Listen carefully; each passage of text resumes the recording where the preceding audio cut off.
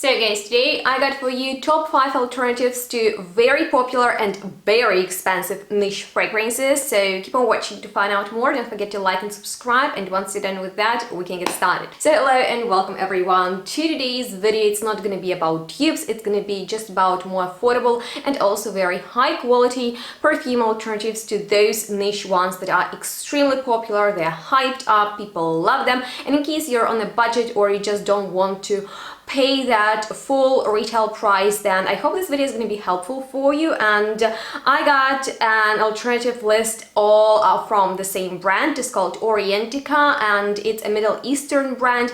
They don't create exact copies, dupes. They put a lot of effort into the presentation, and I have quite a few fragrances from them in my collection, and some of them really remind me to iconic niche perfumes that you've probably already heard about. So I hope this video is going to be helpful for you.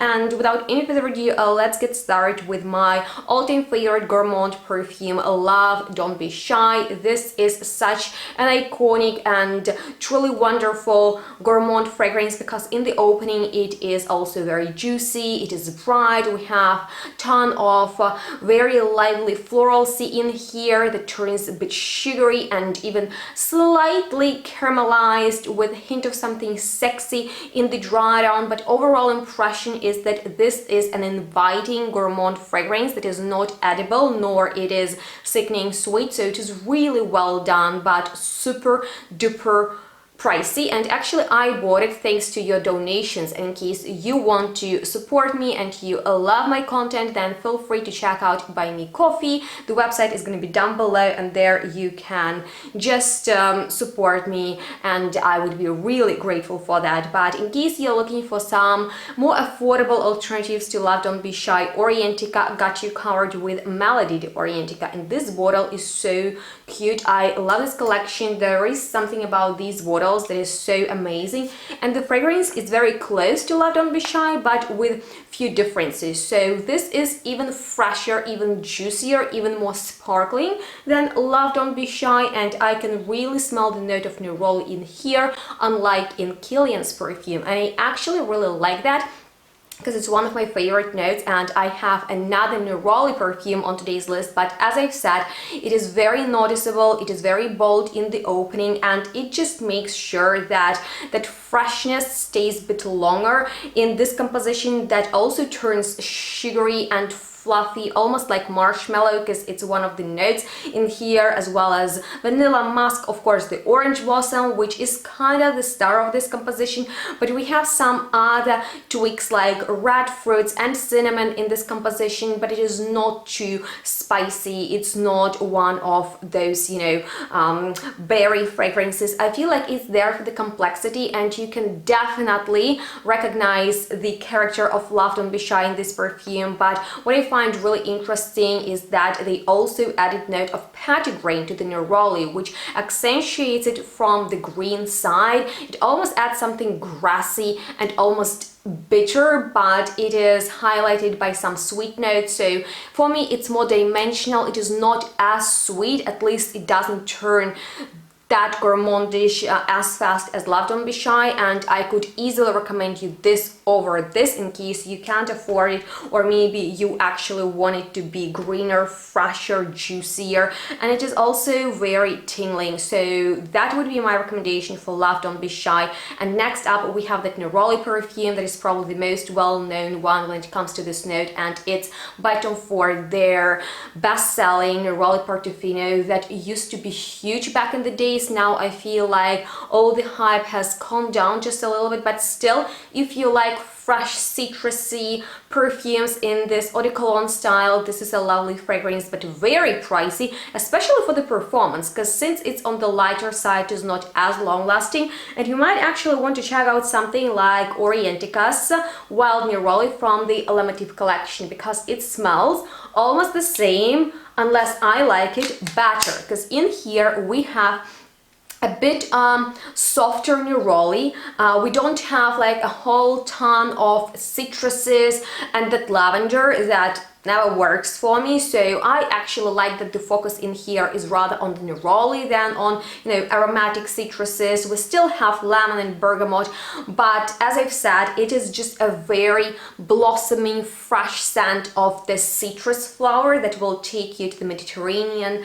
Spring and summer, that's when I love to wear it. It's absolutely unisex, very easy to throw on you. Probably that's why Neroli Portofino got so popular, because it's that fragrance you can't do anything wrong with. And I would definitely recommend you Wild Neroli, because there is just more Neroli in here. And let me know if you like such citrusy perfumes, and if you have anything similar to Neroli Portofino, and what do you think about the longevity of that perfume, because I've sprayed a couple of times in the shop and literally after a few hours I couldn't smell it, when I'm always very noticed with Wild Neroli. Sometimes people, especially in the summer when a very gentle wind blows, come up and ask me about it, because they are wondering if there's something blossoming next to them, and that's actually me. So if you want to smell like a citrus flower, then check that out. Or if you want to smell like you've spent the whole day in your garden, you know, just trimming your roses after you put on a ton of makeup, and yes, that's how DELINA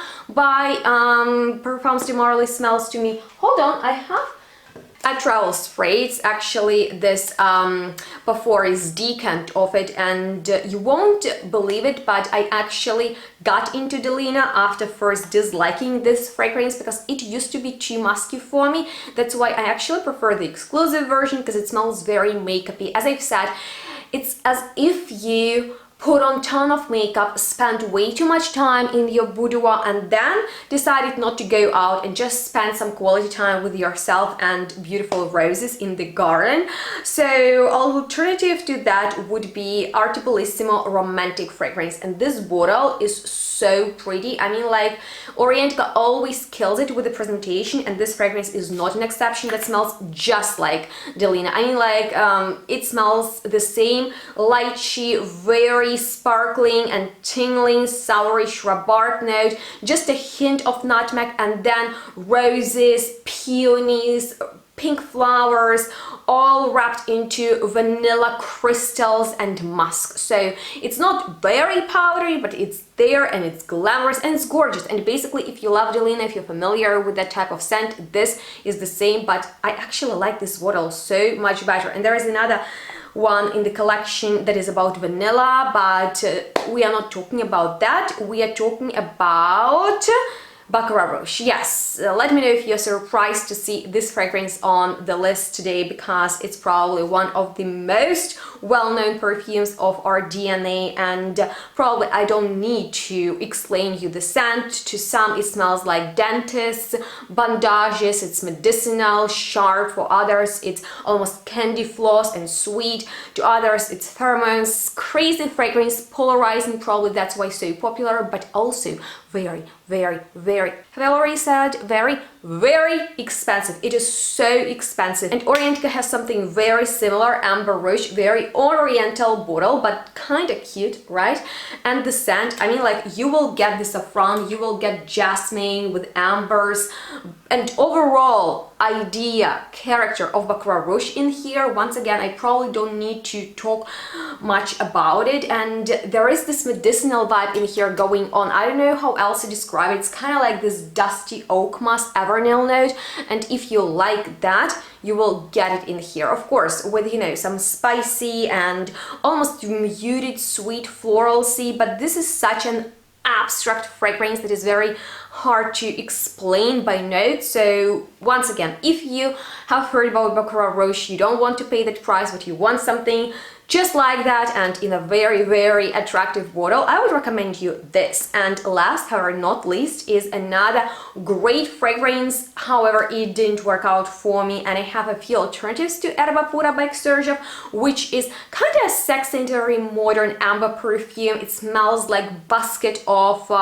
very ripe fruits and vanilla powder on top. Musk in here is very piercing, and that's why I don't like it. But Orientica has this perfume from Irish collection that is very similar to quite sunny and yes, fun, but once again a little bit much ERBA PURA. It smells sexy on skin, it is inviting, it's not an aggressive perfume, but it can turn annoying over time. That's why I wouldn't recommend overspraying, because those modern and very powerful amber molecules can be super strong. But it's an attractive perfume, it has very bold sillage, and ERBA PURA is very recognizable, so you might actually want to mix it with something else. And on that note, that actually completes today's list of some alternatives to very popular, hyped, extremely expensive niche perfumes. Let me know if it was helpful for you, and if you can recommend anything else that would be like a dupe or alternatives to maybe these or other fancy niche perfumes. Let me know in the comments. If you have any questions left, let's chat. And also, if you would be interested in a video that's gonna be about alternatives but more to a certain fragrance, let me know which ones. And I guess that was all from me. Thank you so much for watching. Please like, subscribe, follow me on my social media to stay in touch, shop perfumes with my discounts. All the help information is below. And thank you so much for watching. We'll see each other next one really soon. Bye guys.